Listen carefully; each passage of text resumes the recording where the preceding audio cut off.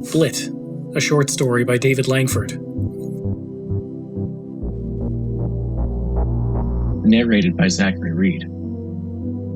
Audio production by Cyberspace Oblivion.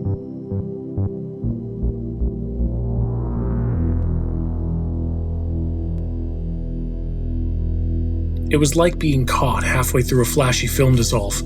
The goggles broke up the dim street, split and reshuffled it along diagonal lines. The glowing kebab sign was transposed into the type style they called shatter. Safest to keep the goggles on, Robbo had decided. Even in the flickering electric half-light before dawn, you never knew what you might see. Just his luck if the stencil jumped from under his arm and unrolled itself before his eyes as he scrabbled for it on the pavement. That would be a good place, behind the 34, a shattered 34, bus stop. This was their part of town. The women flocked there each morning, twittering in their saris like bright alien canaries. A good place, by a boarded-up shop window thick with fly-posted gig announcements. Robbo scanned the street for movement, glanced at his own hand to be reassured by a blurred spaghetti of fingers. Guaranteed Army-issue goggles.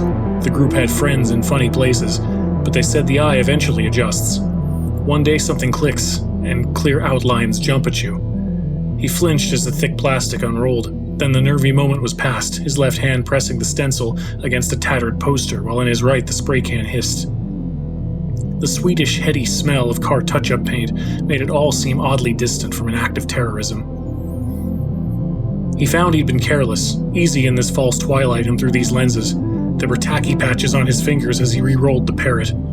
A few hours on, in thick morning light, the brown woman would be playing the wink game. Jesus, how long since he'd been a kid and played that? Must be 5 years. The one who'd drawn the murder card caught your eye and winked, and you had to die with lots of spasms and overacting.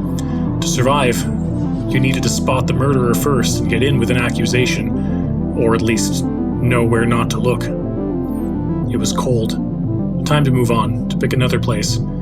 Goggles or no shatter goggles, he didn't look back at the image of the parrot. It might wink.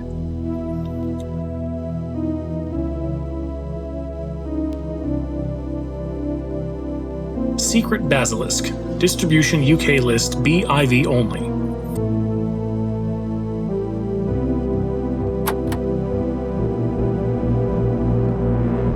So called because its outline, when processed for non-hazardous viewing, is generally considered to resemble that of the bird. A processed, anamorphically elongated partial image appears in the Appendix 3 of this report. Page A3-2. The stated page must not be viewed through any form of cylindrical lens. Prolonged viewing is strictly disrecommended. Please read page A3-1 before proceeding. 2-6. This first example of the Berryman logical image technique, hence the usual acronym BLIT, evolved from AI work at the Cambridge 4 supercomputer facility, now discontinued. V. Berryman and C.M. Turner, 3, hypothesized that pattern recognition programs of sufficient complexity might be vulnerable to Gödelian shock input in the form of data incompatible with internal representation. Berryman went further and suggested the existence of such a potential input was a logical necessity. 2-18. Details of the Berryman-Turner BLIT construction algorithms are not available at this classification level. Details of the eventual security breach at Cambridge 4 are neither available nor fully known. Details of Cambridge 4 casualty figures are, for the time being, reserved, sub judice.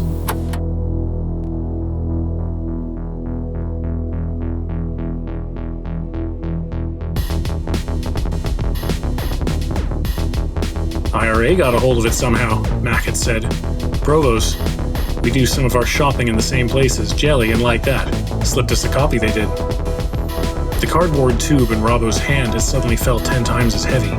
He'd expected a map, a group plan of action, maybe a blueprint of something nasty to plant in the sick temple up Victoria Street. You mean it works? Fucking right. I tried it. A volunteer. He grinned. Just grinned and winked. Listen, this is poison stuff. Wear the goggles around it. If you fuck up and get a clear squint at even a bit of the parrot, this is what you do, they told me. Shut yourself up with a bottle of vodka and knock the whole lot back. Decontamination, scrubs your short-term visual memory, something like that. Jesus. What about the Provos? If this fairy tale's got teeth, why haven't they... Robbo had trailed off into a vague waving gesture that failed to conjure up a paper neutron bomb. Mac's smile had widened into an assault course of brown, jagged teeth, as it did when he talked about a major group action. Maybe they don't fancy new ideas, but could be they're biding their time for a big one. Ever thought about hijacking a TV station just for an hour? Don't think things like that will be bad for you. Dead TV screens watched him from another cracked shop window, a dump that also rented Hindi videotapes. That settled it for them. Why couldn't the buggers learn English? The group would give them a hint. The parrot stencil was already in position, the can sliding out of his pocket. The fastest draw in the West. At school, Robbo had never won a fight. He'd always been beaten down to cringing tears. He'd learned a good, safe, satisfying ways of hitting back. AA group booby traps worked the best of all, a regular and addictive thrill. This had better be the last for now, or last but one. 20 would be a good round number, but the sky seemed to be lightening behind its overlaid sodium light stain. If he went round Alma Street way, he could hit the Marquee of Granby, where everyone said the local gays hung out. Taking over a good old pub bent as corkscrews and not even ashamed of it, give you AIDS as soon as look at you, the bastards. Right in the middle of the glazed front door, then glaring red and a foot high. The light hit him like a mailed fist. The goggles parsed it into bright, hurtful bars. Robbo spun half around, trying to shield his eyes with the heavy, flapping something in his left hand. The heavy something had a big irregular hole in it. Torchlight blared through, and moving quickly closer, there was a voice. "Like to tell me what you're—" As the beam dipped and the voice trailed off, he saw the shivered outline of a police helmet through that of the parrot. Behind jagged after-images, a face came into view, an Asian face as he might have expected this end of town. The eyes stared blindly, the mouth worked. Robbo had read old murder mysteries where the unmarked body wore an inexplicable expression of shock and dread. A warm corpse slumped into him, its momentum carrying them both through a window which dissolved in tinkling shards. It wasn't supposed to be like this. The bomb wasn't supposed to go off until you were 6 miles away. Somewhere there was the broken outline of a second helmet. Secret Basilisk.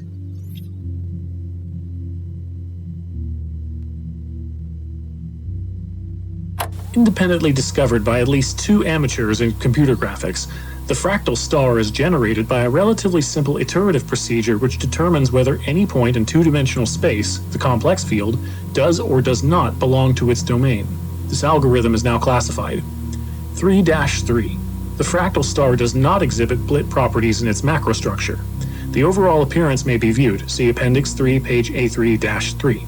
This property allowed the star to be widely disseminated via a popular computer magazine, 8, a version of the algorithm being printed under the heading Fun with Graphics. Unfortunately, the accompanying texts suggested that users rewrite the software to zoom in on aspects of the domain's visually appealing fractal microstructure. In several zones of the complex field, this can produce BLIT effects when the resulting fine detail is displayed on a computer monitor of better than 600 by 300 pixels resolution. 3-4.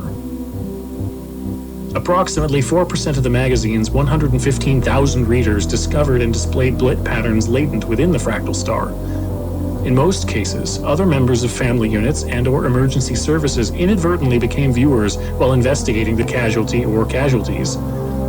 Total figures are difficult to ascertain, but to a first order of approximation,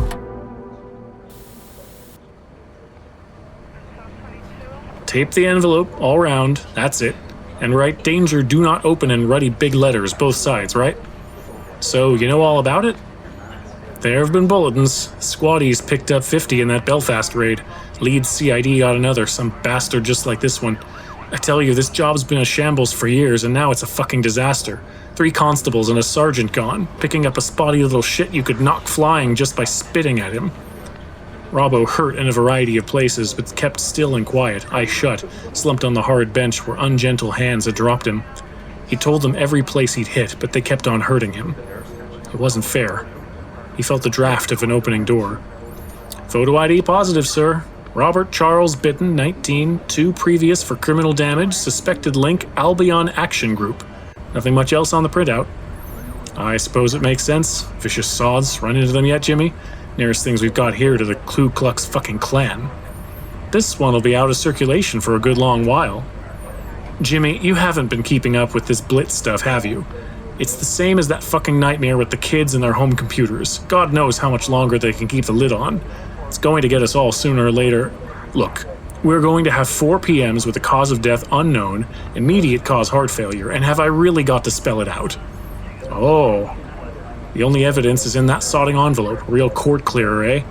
I remember when they nicked those international phone fiddlers way back when, and all we could do for them was illegal use of electricity to the value of 60p. They didn't have a phone hacker law in those days. We haven't got a brain hacker law now. You mean we clean up after the little bastard, give him a nice room for what's left of the night, and that's it? Ah. The tone of voice implied that something extra was going on. A gesture, a finger laid significantly alongside the nose, a wink. Car 3 cleans up. They've got the eye safety kit for what it's worth. We show young Master Urban Terrorism to his palatial quarters, taking the pretty way, of course. And then, Jimmy, when the new shift arrives, we hold a wake for our recently departed mates. No joking. It's in the last bulletin. You'll really appreciate hearing why. Robbo braced himself as the hands got a fresh grip on him. The outlook sounded almost promising.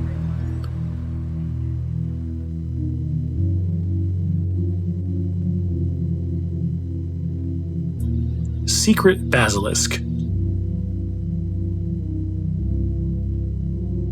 Informational analysis adopts a somewhat purist mathematical viewpoint, whereby BLITs are considered to encode Gödelian spoilers, implicit programs which the human equipment cannot safely run. In his final paper, 3, Berryman argued that although metalogical safety devices permit the assimilation and safe recognition of self-referential loops, this sentence is false. The graphic analogs of subtler vicious circles might evade protective verbal analysis by striking directly through the visual cortex. This may not be consistent with the observed effects of the reader BLIT discussed in Section 7, unusual not merely because its incapacitation of cortical activity is temporary, albeit with some observed permanent damage in Army volunteers, 18, but also because its effects are specific to those literate in English and English-like alphabets. There may be, in addition, a logical inconsistency with the considerations developed in Section 12. 10-18. Gott's post-facto biochemical counterhypothesis, 24, was regarded as less drastic. This proposes that memotoxins might be formed in the brain by electrochemical activity associated with the storage of certain patterns of data. Although attractive, this hypothesis has yet to be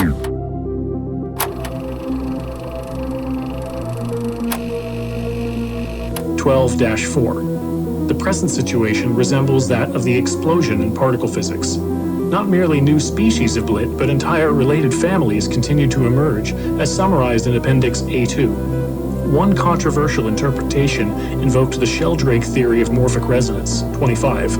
It might be simpler to conclude that multiple simultaneous emergence of the BLIT concept was inevitable at the stage of AI research which had been reached.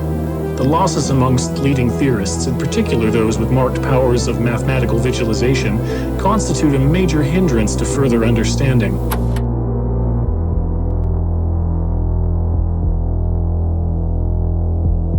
The cell was white-tiled to shoulder height, glossy white-painted as it went on up and up.